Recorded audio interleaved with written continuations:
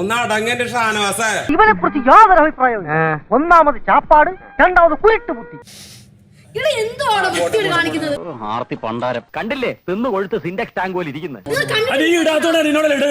എന്താണെന്നറിയില്ലേ ചേച്ചി, ഇപ്പൊ എത്ര കഴിച്ചാലും വിശപ്പില്ല. ഞാൻ പോവൂല. അല്ല ഈ കഴിക്കണ്ട മുഴുവൻ ഇങ്ങോട്ടേക്ക് പോകണം. ഇതെല്ലാം എങ്ങോട്ട് പോന്നു? വയറ്റിൽ കൊക്കപ്പുഴുണ്ടല്ലേ? എനിക്ക് കിട്ടിയിട്ടില്ല. വല്ല കാലിത്തീറ്റയോ പിണ്ണാക്കോ കാടിയോ എന്തെങ്കിലുമൊക്കെ കലക്കിക്കൊണ്ട് കൊടുക്ക. പത്തായം കൊണ്ട് നിറയട്ടെ. തിന്നു മുടിക്കാൻ മാത്രമായിട്ടൊരു ജന്മം.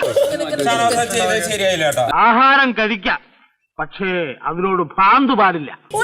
ഒരാൾക്ക് വിളമ്പി വെച്ച് പാത്ത് കൈയെടുക്കുന്നു. സംസ്കാരമുള്ളവർ ചെയ്യുന്ന പണിയാണോ? ആഹാരം കണ്ടിട്ടില്ലേ, ഭക്ഷണം കണ്ടിട്ടില്ലേ? അവന് വിശക്കണുണ്ടാവും മുതലാളി. എനിക്ക് ഈ വിശപ്പിന്റെ അസുഖമുള്ള ആളാണ്. അവര് കഴിക്കട്ടെ, അവരെല്ലാം കഴിക്കട്ടെ. ഞാനും അങ്ങനൊന്നും കഴിക്കാറില്ല, പിന്നെ കഴിക്കുമ്പോ കഴിച്ചോണ്ടേയിരിക്കും. അത് കഴിപ്പ് കണ്ടപ്പോഴേ മനസ്സിലായി. ആദ്യം എടുത്തത് ഷാനവാസ. എന്നാലും വ്യസന കട്ട് തിന്നല്ലാതെ എന്താ നിവർത്തി?